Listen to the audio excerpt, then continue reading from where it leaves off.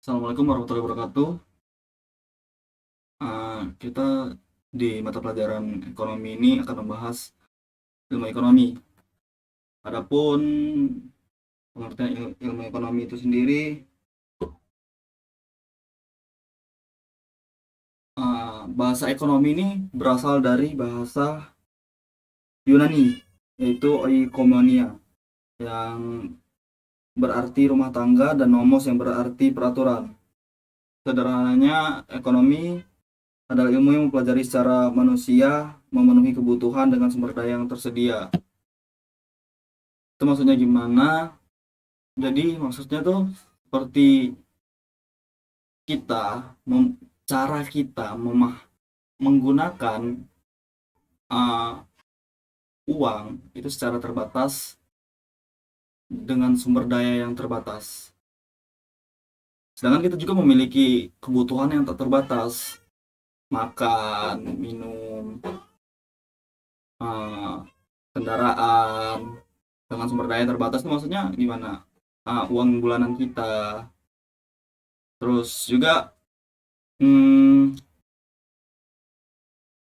ada beberapa tokoh yang mengemukakan tentang ilmu ekonomi. Yang pertama ada Adam Smith, kekayaan negara; Alfred Marshall, hubungan pendapatan dan pengeluaran individu; Paul Samuelson, alokasi sumber daya untuk produksi dan distribusi. Kekayaan negara ini maksudnya itu ekonomi yang didapatkan negara atau perputaran uang di sebuah negara. Contohnya seperti hmm, ekspor, pariwisata, dan lain-lainnya yang dihasilkan oleh suatu negara. Uh, so, Lalu Alfred Marshall, hubungan pendapatan dan pengeluaran individu, ini maksudnya yang pertama saya sebutkan tadi, kalau kita sebagai individu itu memiliki keuangan terbatas, tapi kebutuhan tidak terbatas sampai kita, maafnya ngomong, tidak ada lagi di dunia ini. Terus Paul Samuelson, alokasi sumber daya untuk produksi dan distribusi. Ini balik lagi ke impor dan ekspor tadi, masuk ke teorinya Adam Smith. Lalu ada pembagian ilmu ekonomi berdasarkan sifat. Ada dua: ekonomi positif, ekonomi normatif. Ini maksudnya ekonomi positif ini analisis fakta. Ini maksudnya gimana? Jadi kita menganalisis fakta ekonomi yang terjadi di sekitar kita. Lalu ekonomi normatif memuat nilai-nilai jumlah berapa ekonomi yang sedang berputar.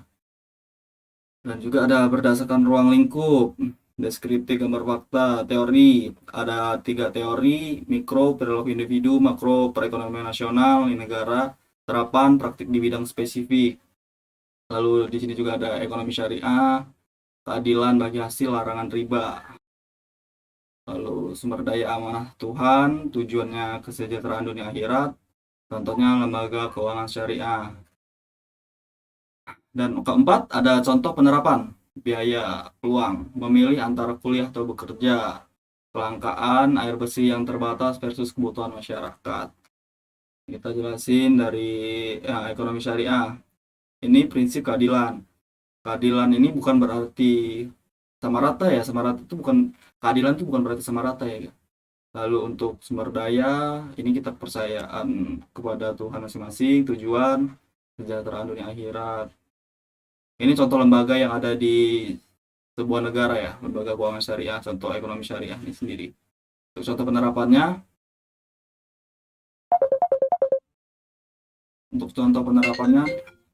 kita ada dua untuk memilih antara kuliah atau bekerja. Ini salah satu penerapan ekonomi yang berlaku untuk kita sendiri, untuk individu. Lalu untuk kelangkaan air bersih yang terbatas versus kebutuhan masyarakat. Ini air bersih ini seperti yang terjadi di Afrika sana ya. Kebutuhan masyarakat, kebutuhan kita sendiri yang ada di Indonesia ini, seperti kelangkaan gas atau kelangkaan uh, minyak seperti pada pandemi COVID kemarin. Oke, sekian saja mind map yang saya jelaskan. Eh, harap untuk dipelajari dan dimengerti ya. Oke, sekian saja. Wassalamualaikum warahmatullahi wabarakatuh.